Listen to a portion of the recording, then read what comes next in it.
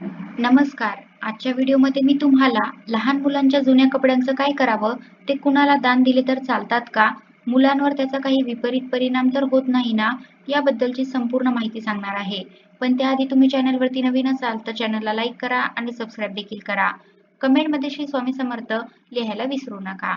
ज्योतिषशास्त्रानुसार आणि वास्तुशास्त्रानुसार जुन्या कपड्यांचं काय करावं, खास करून लहान मुलांच्या जुन्या कपड्यांचं काय करावं, ते आपण आता बघणार आहोत. खरं तर ते जे नवजात शिशु असतात अर्थात 6 महिन्यापर्यंतची बालकं असतात त्यांचे कपडे तर इतर बाळांना वापरायला दिलेच जातात. जे नवीन बेबी आहेत त्यांना वापरलेले कपडे द्यावेत असं म्हणतात कारण ते कपडे मऊ असतात. पण सगळ्यात महत्त्वाची गोष्ट ही आहे की कोणतेही कपडे दान करण्याआधी एक चूक आहे जी टाळायला हवी आणि एक गोष्ट आहे जी आवर्जून करायला हवी. आधी बघूया की कोणती चूक टाळावी. तर न धुता कुठलेही कपडे दान देऊ नये. दान तर सोडाच पण कुणालाही देऊ नये. अगदी तुम्ही तुमच्या घरातच नातेवाईकांमध्ये मुलांचे कपडे देणार असलात तरी सुद्धा ते न धुता देऊ नये. स्वच्छ धुवूनच कपडे द्यावेत. कुणालाही काहीही दान करताना ते स्वच्छ करून द्यावं. ती वस्तू स्वच्छ असावी हा तर पहिला नियम आहे. त्यामुळे तुम्ही जरी दान करत नसलात, तुमच्या नातेवाईकामध्येच कपडे देणार असलात तरी सुद्धा ते कपडे स्वच्छ धुतलेले असावेत. आणखीन एक गोष्ट म्हणजे कुठलेही कपडे दुसऱ्यांना देताना किंवा दान करताना मिठाच्या पाण्यातनं ते स्वच्छ काढावेत. मिठाच्या पाण्यात ते कपडे बुडवावेत. मिठाच्या पाण्यातून काढून मगच वाळवून ते कपडे दुसऱ्यांना द्यावेत. कुणालाही अस्वच्छ कपडे देऊ नयेत. कपडे धुवावे, मिठाच्या पाण्यातून काढावेत आणि मगच ते दुसऱ्यांना द्यावे. का काढायचे मिठाच्या पाण्यातून कपडे? तर आधी साधी गोष्ट आहे. लहान मुलांच्या कपड्यांमध्ये लहान मुलाचा सुगंध असतो. इतकंच नाही तर असं म्हटलं जातं वास्तुशास्त्रानुसार की लहान मुलांच्या कपड्यांमध्ये लहान मुलांच्याच नाही तर आपल्या मोठ्यांच्या कपड्यामध्ये सुद्धा आपली ऊर्जा असते आणि ती ऊर्जा इतरांकडे जाऊ नये यासाठी ते कपडे धुणं आवश्यक आहे आणि मिठाच्या पाण्यातून काढून निर्जंतुक करणे आवश्यक आहे. मीठ हे सगळ्या प्रकारची नकारात्मक ऊर्जा नष्ट करतं. त्यामुळे मिठाच्या पाण्यातून ते कपडे काढणं आवश्यक मानलं जातं. जसं आपल्याला सांगितलं जातं की घरातली फरशी पुसताना पाण्यामध्ये सुद्धा थोडंसं खडे मीठ टाका आणि मग त्या पाण्याने फरशी पुसा. त्यामुळे घर निर्जंतुक बंद होतं. इतकंच कशाला घराच्या दारात सुद्धा मिठाचं पाणी शिंपडायला सांगितलं जातं.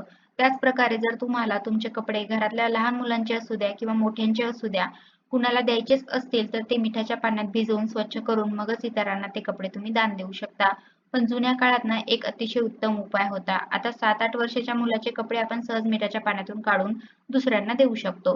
पण 1 वर्षाच्या बाळाचे जे कपडे आहेत त्या कपड्यांचं किंवा 2 वर्षाच्या बाळांचे जे कपडे आहेत त्या कपड्यांसाठी पूर्वी एक अत्यंत सुंदर उपाय केला जायचा. घरातली आई किंवा आजी त्या कपड्यांच्या उशा किंवा उशा शिवायच्या किंवा तक्के शिवायचे, लोड शिवायचे, त्याच्यामध्ये ते कपडे टाकायचे. त्यामुळे ते कपडे आठवण म्हणूनही राहायचे आणि घरात वापरायला लोड आणि उशा सुद्धा तयार व्हायच्या. अर्थात आता हे शक्य नाही. लहान बाळांचे अर्थात 6 महिन्यापर्यंतचे कपडे तर तुम्ही दुसऱ्या नवजात शिशूला देऊ शकता. तुमच्या नातेवाईकात असेल किंवा शेजारी-पाजारी कुणाला असेल. फक्त ते देताना स्वच्छ धुवून आणि मिठाच्या पाण्यातून काढून द्यावे.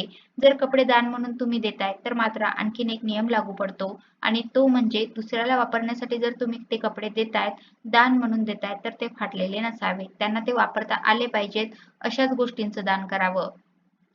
दान करताना एखादी गोष्ट जर दुसऱ्यांच्या वापरात येणार नसेल आणि तुम्हाला तुमच्या घरातलं सामान कमी करायचं म्हणून तुम्ही ते दुसऱ्याला देताय, तर त्याला दान म्हणत नाही. हा पहिला नियम आहे.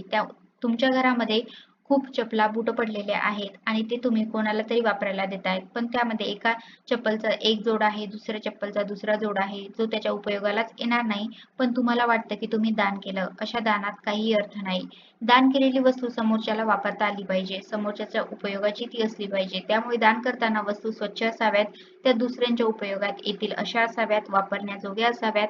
हे काही नियम आहेत. तरच त्या दानाचं पुण्य तुम्हाला लाभतं. तुमच्या घरातला कचरा कमी करायचा म्हणून तो तुम्ही दुसऱ्याला देताय आणि त्याला दान म्हणताय तर त्याला नक्कीच काही अर्थ नाही. इतर गोष्टीचं ठीक आहे, पण कपडे दान करताना मात्र सावधगिरी बाळगायला हवी आणि कपडे स्वच्छ धुवून मिठाच्या पाण्यातून काढून मगच ते दान करायला हवे. तर अशा प्रकारे आजच्या व्हिडिओमध्ये मी तुम्हाला लहान मुलांच्या जुन्या कपड्यांचं काय करावं, ते कोणाला दान दिले तर चालतात का? मुलांवर त्यांचा काही विपरीत परिणाम तर होत नाही ना? याबद्दलची संपूर्ण माहिती सांगण्याचा प्रयत्न केला आहे. कसा वाटला तुम्हाला माझा आजचा व्हिडिओ? कमेंट करून नक्की सांगा. धन्यवाद.